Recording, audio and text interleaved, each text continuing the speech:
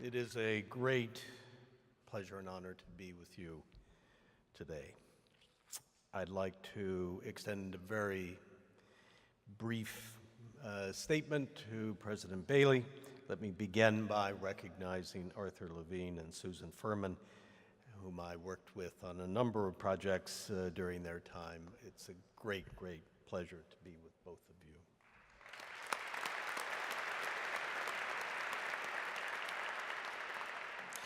And I want to acknowledge the Board of Trustees of Teachers College for their role in guiding the school through this very important transition.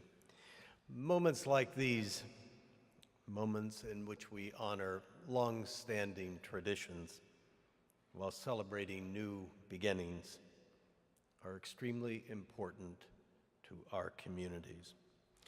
Columbia University has a long and distinguished history of offering its students an education that is both profoundly scholarly, yet very much grounded in the world around us.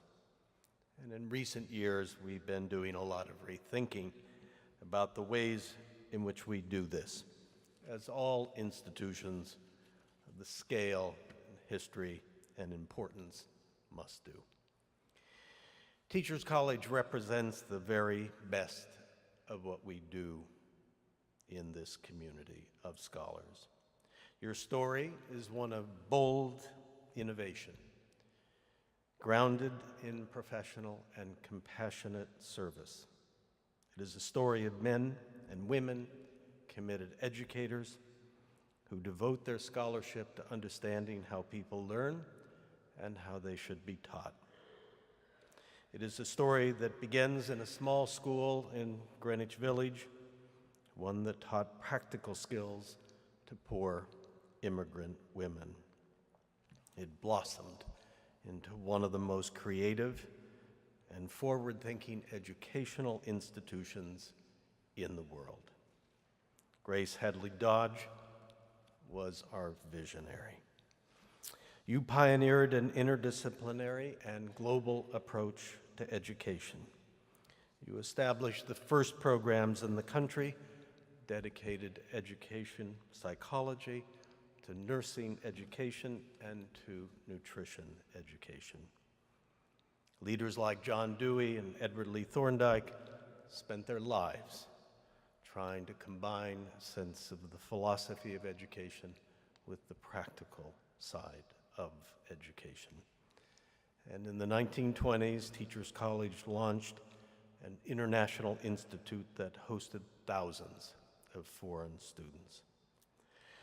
And the story continues today with your work on the teaching of STEM subjects, on early childhood education, on programs abroad, on bilingual education. The list goes on and on.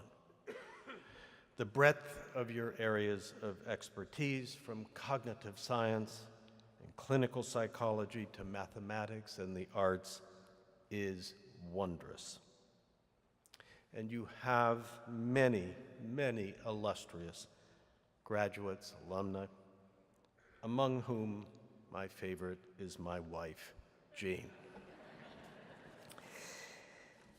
Columbia could not be more proud of its relationship with Teachers College, a relationship that goes back to the days of Nicholas Murray Butler, before he was president of the university, when he helped the school move into its current location on 120th Street.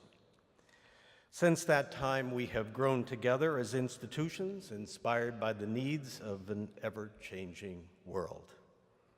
Today, as we welcome President Bailey, I am here on behalf of Columbia University to reaffirm that bond.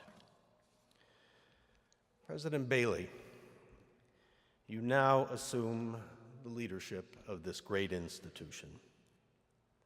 I can assure you that being a president can be one of the easiest jobs in the world. There are many people who are prepared to praise you, provided you do not interfere with their work. I know. Like you and many people here today, all people here today, I have been a student and a faculty member, and I know and remember vividly the feeling that I have complete and total independence from anyone, but especially from the university administration. That is, except when I want something. I trust that now you are here to upset that inclination. And when you do, just remember that I am living just across the street and am the one person in the world, or at least the closest person in the world, to share your sorrows, to comfort your soul, and to help heal your wounds.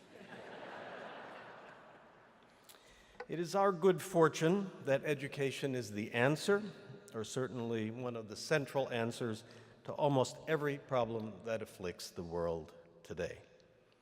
We fear for our democracy, as differential educational opportunities lead to different and unequal life prospects, and then to political polarization and to political demagoguery. We fear for our democracy and our capacity to discuss matters of common concern when new technologies like the internet permit people to escape the responsibilities of confronting different opinions. And we fear for our inability to grapple with the inequalities resulting from social and political injustices and discrimination, where education is the solution. Education is where it's at, and you at Teachers College are where it's at. A wise and dear friend said to me as he turned 70, this was before I did, after I asked him what it was like to turn 70, he said this: no matter how much he had thought about it beforehand, it was still a shock. And it made him realize that the natural course of life should be 210 years. 70 to learn, 70 to do because you now feel ready finally to do something, and 70 to teach the next generation. This is how we all feel. Most of life, in other words, is about learning and sharing that learning. And at Teachers College, this is where you live. Congratulations, Tom, and Teachers College.